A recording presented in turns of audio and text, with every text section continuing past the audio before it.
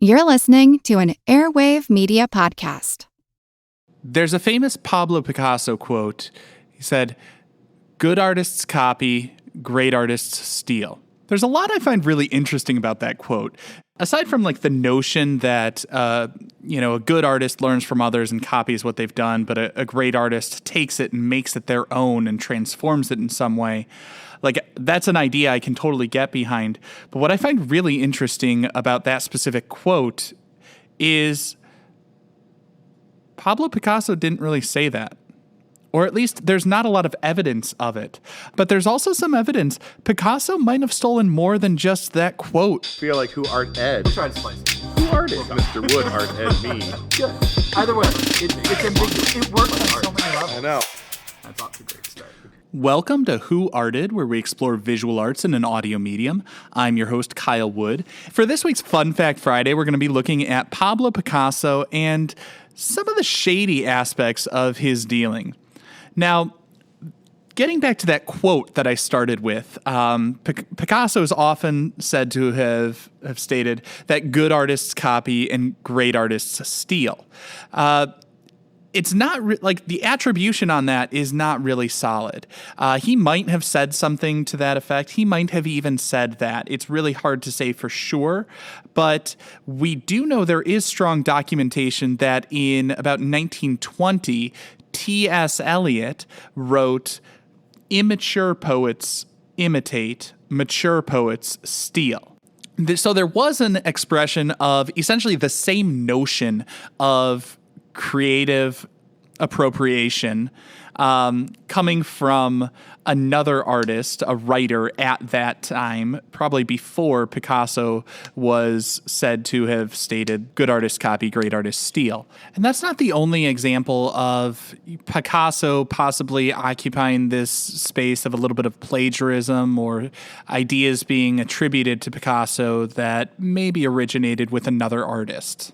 In early 1914, Diego Rivera, the famous Mexican mural artist, he went to Europe to study, and he quickly became friends with Pablo Picasso, and their friendship ended abruptly when Diego Rivera felt like Pablo Picasso was plagiarizing his work.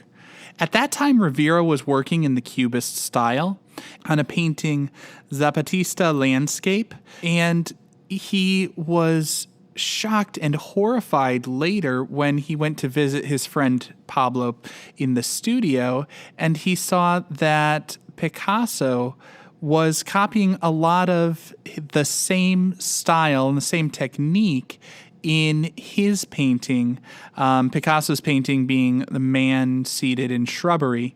Now, Picasso, to his credit, did later sort of paint out and paint over the offending details and, got rid of the sort of Rivera-esque elements of that painting. But that accusation of plagiarism really did sort of abruptly end their friendship. And it divided not only Diego Rivera and Pablo Picasso, but it sort of reverberated through the art community as many people took sides.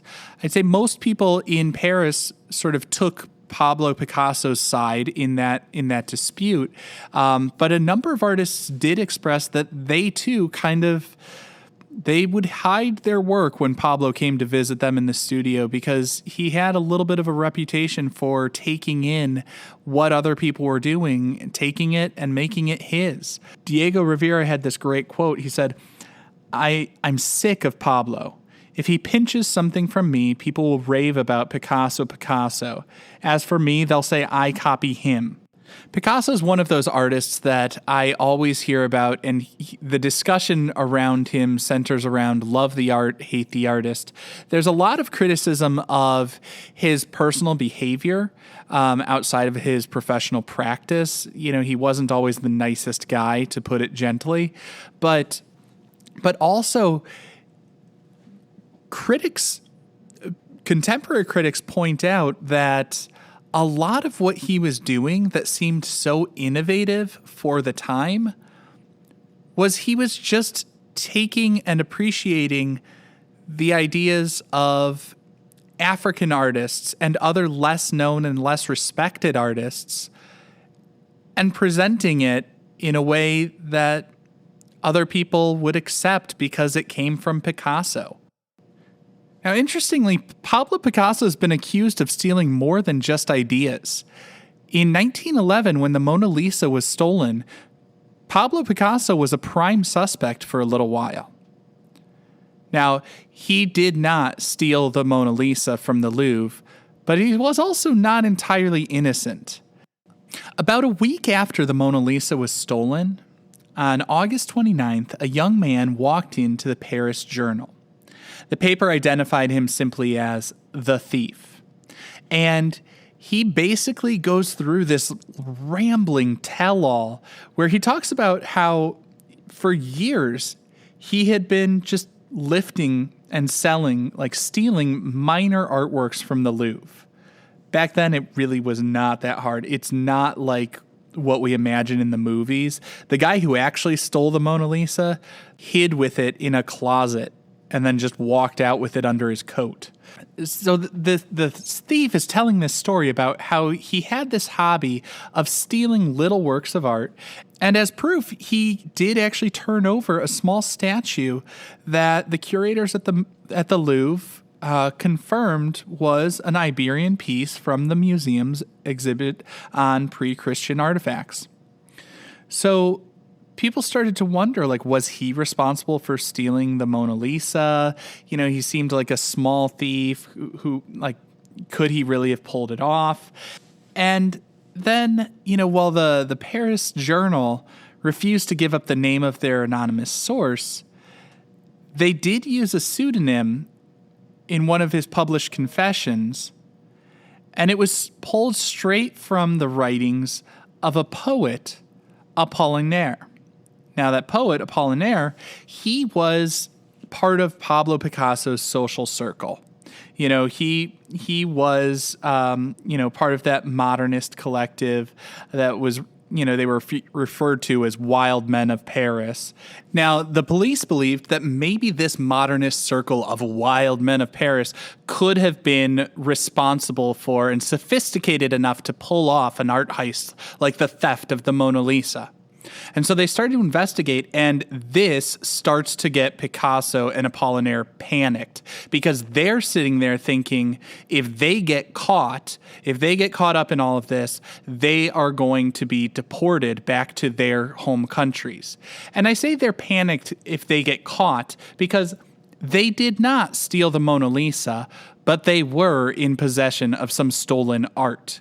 Picasso had some Iberian statues hidden in the back of his cupboard in his Paris studio. And, while he claimed like he had no idea where that came from, it was clearly stamped property of the Louvre. So Apollinaire and Picasso, in their panic, they actually packed up those statues into a suitcase. They took it down to the banks of the Seine River, and they were going to throw it away to dispose of the evidence, but they just couldn't bring themselves to do it. Later that day, Picasso turned it over to the Paris Journal. Eventually, Apollinaire is arrested. They went on trial for this, and while they tried to, come in with some of that bravado and act all macho, Picasso eventually just wept openly in court. He was hysterical. At one point, he even tried to say, like, he never even met Apollinaire. At a certain point, the judge overseeing this, just dealing with all the contradictory and nonsensical testimony, it sounds like he kind of just threw his hands up and said, like, this is embarrassing for everybody here. And he dismissed the case. He threw it out, dismissed the men, and like just gave them a stern lecture about being better in their behavior and not stealing from the Louvre. And that was about it. There you have it. Pablo Picasso, one of the most prolific and popular artists of the 20th century. Some would argue one of the greatest artists of the 20th century, but also one of the worst art thieves of the 20th century. This concludes this week's episode of Who Arted. If you found this tolerable, please like and subscribe on Apple Podcasts, Spotify, or wherever you're listening. You can find images of the work being discussed this week and every week in the show notes, on Twitter at WoodArtEd, and on the website whoartedpodcast.com. Podcast done.